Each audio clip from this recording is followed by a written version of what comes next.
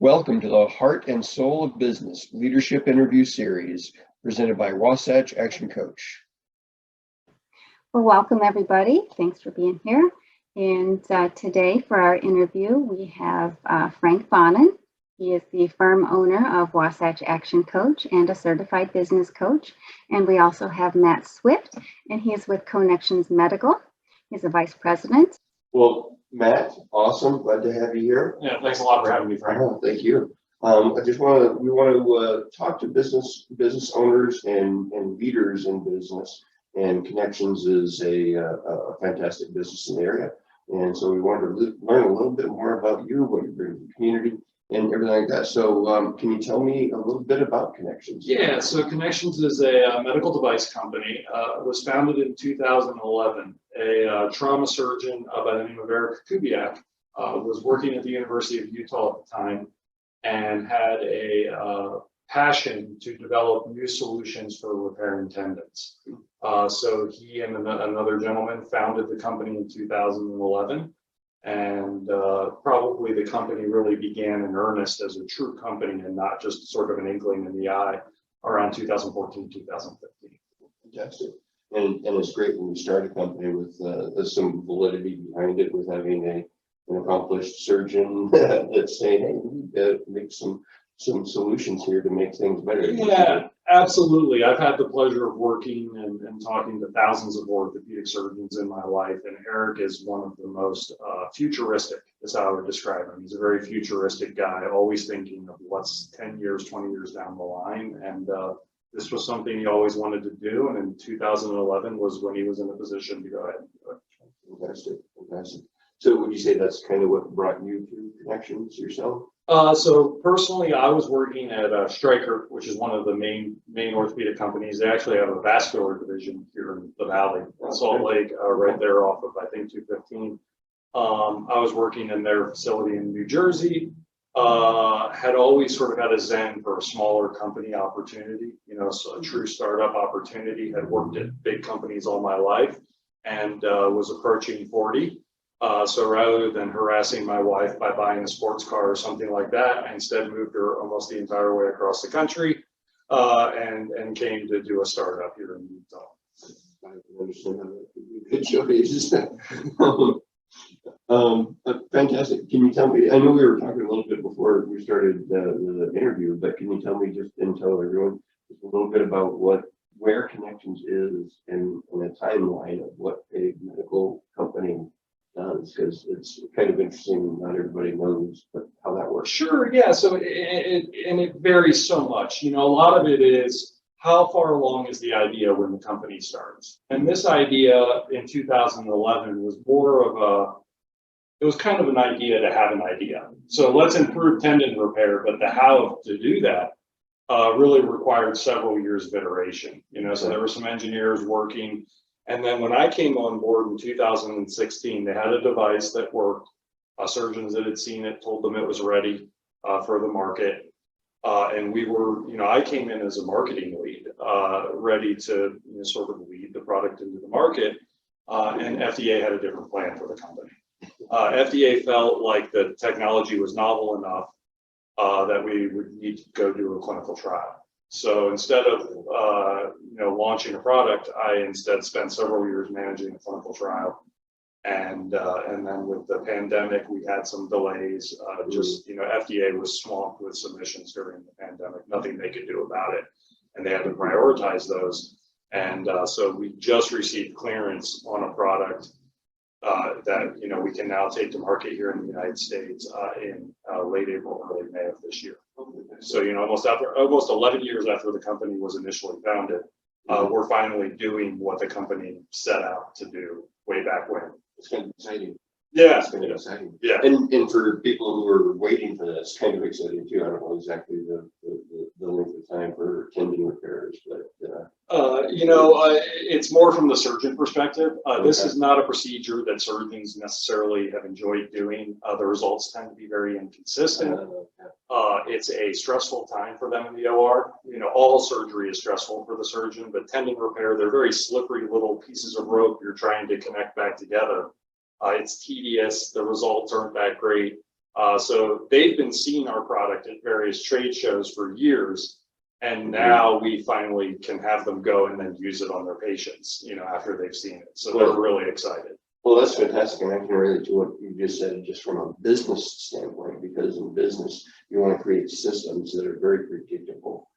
If you follow anything like the Lean Six Sigma, Yeah. The more predictable and consistent you have a process, the better the outcome is in the long run. And so, what it sounds to me, to take what you're saying in layman's terms, you have a methodology that takes it from the absolutely high skill needed to deal with a very difficult situation to still very high skill needed, but with a process to help a system to help reach the end product that's the deliverable surgery. Yes. In a consistent manner. Yeah, we think so. We think so. That's what we think, and our early customers think, and the surgeons we've partnered with think. Tendon repair is something that they were, they still are for the most part, doing it the same way it was originally described 1,800 years ago. Right. Essentially taking a piece of string and suturing the two ends together. And here we come with something that's stronger, easier to use, more predictable. And we're excited. We're cautiously excited now that we're finally here in 2022. That's fantastic. Because there's what would you say your market niche is as far as how many tendon surgeries? So it's a great question. So injuries to the hand. So our device is really specific for the hand right now. There are opportunities beyond that as we mature and develop, but right now we're focused on the hand. So hand injuries to the hand are the second most common reason you show up at the ER. So it's something that's happening all the time, and there are somewhere around 150,000 tendon repairs in the hand done each year here in the United States. So that's a considerable volume of procedures. It's not the biggest procedure out there, but it's certainly not a tiny number of procedures. And that's potentially a huge thing in the lives of 150,000 people. You would be surprised, Frank. People think, well, it's just one finger, but the reality is, I like all my fingers. yeah. Well, what happens if you slice one or two of your fingers? It's no big deal. But the reality is, your fingers are how you interface with the world. Yeah. For a huge percentage of what you do, and it is a debilitating injury with a long recovery time. It's very sensitive anatomy that takes a long time to heal and get back moving. And, hopefully with our product, surgeons will be able to help patients do that more predictably. Fantastic. What would you say you enjoyed most about what you do there with CoNextions? It's real simple. I think everyone who's passionate about their work, what they're truly passionate about is helping others. And, when you're in the medical device injury, you're helping others on so many different levels, and it just pleases me to no end. We're helping a sales representative better provide for their family by offering them a product that's attractive to the surgeon. We're helping the surgeon by giving them something that gives them a more predictable experience in the OR, and then we even get to help the patient, 3 people down the line, by hopefully giving them a better repair that helps them recover more capably. And I would take it even a couple steps further than that and say you're helping the patient's family. Great. Absolutely. Yeah. Because if the patient's recovering better, then their family is better also. Wasatch ActionCOACH, one of our vision is improving the lives along the Wasatch front, because we believe that when a business is better, when a business improves, it doesn't just improve the lives of the owner, it improves the lives of the owner, the employees, the suppliers, the customers, the vendors, everybody who touches that business, their lives improve. Yeah, I love it. And so I think that's a great philosophy. You're doing the same. Yeah, same thing. And it's really rewarding, and I think that's what people in my industry. That's why people who get into medical device tend to stay there until they're too old, and then they go and retire. It's really easy for us to connect our work to helping others. Yeah, so I love it. What do you think? What's next? I mean, I know you got to focus on. You've been this many years just to get to where you're at, and now you're bringing the device to market. But I'm sure you're also looking at what's next. Yeah. You mentioned right now it's designed for hands. Are you looking at other We are in discussion with what it would look like to bring it into the foot and ankle market. That would probably require more discussion with the FDA, but we're having early conversations. I'll be blatantly honest, we're an 8-person company right now. So that's a lot for 8 people to try to revolutionize how tendons are repaired in the United States is a bit overwhelming. So we'll need to build the team out here over the next couple of months and just hear from the customers. Now that it's one thing when you're using these devices in a clinical trial because those are relatively controlled settings, but now that the device is out in the wild, so to speak, here where people are finding that it really excels, here where maybe the traditional methods are where they should stay, and just kind of evolve our thought processes as we get some of that customer feedback. Do you have any events or promotions that you go to? I mean, you mentioned trade shows for surgeons. So those are industry type things. Is there someplace people can learn more? So we're active on LinkedIn. We try to post at least once or twice a week. Sometimes it's get to know us at CoNextions type stuff. Sometimes it's get to know our device. Sometimes it's to talk about something that we're doing. It just kind of depends. But that's a good way to kind of keep track of us and what we're up to. So how can people find you online? CoNextionsMed.com. Okay. And then also the LinkedIn account. We have other social media accounts, but LinkedIn is where we really have focused our time and energy as far as that type of stuff. That's fair. Well, was there anything else you wanted to bring up specifically before we move on to the lightning round? I can't think of anything too much. Okay. Yeah. So now I'm going to hand the interview back over to Jennifer, who will ask some questions on the general area. Great. I call it lightning round, but it's not like you've got a buzzer in front of you. You got to answer quick. It's just a different type of. I get to talk about Salt Lake, and I'm excited because I've only lived here for 6 years, and I still get a little bit of a thrill when I see the mountains in the morning. I'm still in my honeymoon phase with the valley, so I'm very pleased to answer some of these questions. Okay, Jennifer. Okay, well, that's awesome, Matt. Thank you. So my first question is, do you have a favorite nonprofit or local charity?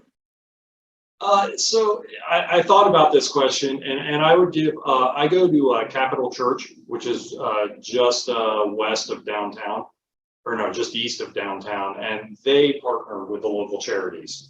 So I trust them, I give them my money, and then they do a good job of spreading it around the local charities. I wish I had a name of a specific charity that they partner with, but if you give your money to Capital Church, they'll take good care of it, from what I've seen. Excellent. And do you have a favorite local restaurant? I love Table X. It's a really good, for a really nice meal out. I haven't been to Table X. I get the suburbs south of the main city confused. I think it's in Holiday, it might be in Murray. Those all kind of blur together in my mind. Okay. But it's a really nice place that does a set menu. You pay a certain amount and you get fed really, really nice food that's refined. If I'm going for a fancier meal, that's where I like to go. Awesome. Nice. And what do you like to do here in Utah in the summertime? Yeah, so my family has full on embraced the outdoor lifestyle here in Utah. But during the pandemic, my now 8-year-old son and I fell in love with disc golf, which I noticed there's a basket about 30 feet from where we're sitting over here at Davis Tech that caught my eye on the way in. So that's become our summertime pursuit of choice. That's fantastic. And what do you guys like to do in the wintertime here in Utah? We have taken full advantage of the greatest powder, the greatest snow on earth. My wife likes to tell people whenever Matt's annoying me, I close my eyes and remind myself that I get to ski at a world-class ski resort 50 days of the year. And then he doesn't seem quite as annoying when I open my eyes again. So her and the rest of the family, we spend our time up in the canyons chasing powder all winter long. Awesome. Okay, and last question. What do you think is the best part about living in Utah? It's so many different things, but I really have come to love the people here. And what I really love is how passionate the people that have spent their entire lives are about where they live. A lot of times when you meet people who've lived somewhere their entire life, they're a bit jaded about it. And you don't see that as much here. People are still just as excited as someone coming in on their first year, even though they've lived in the Valley for 50 years. So really the people, I came for the nature, but the people have been what have really made this place feel like a home to us. Okay. Well, thank you. Thanks for being here, Matt. We really appreciate it, and we appreciate learning about CoNextions. Great. Thank you, Jennifer. Awesome, thank you. Yeah, Thanks a lot. this was fun. Really appreciate it. Thanks Okay, a lot. You bet.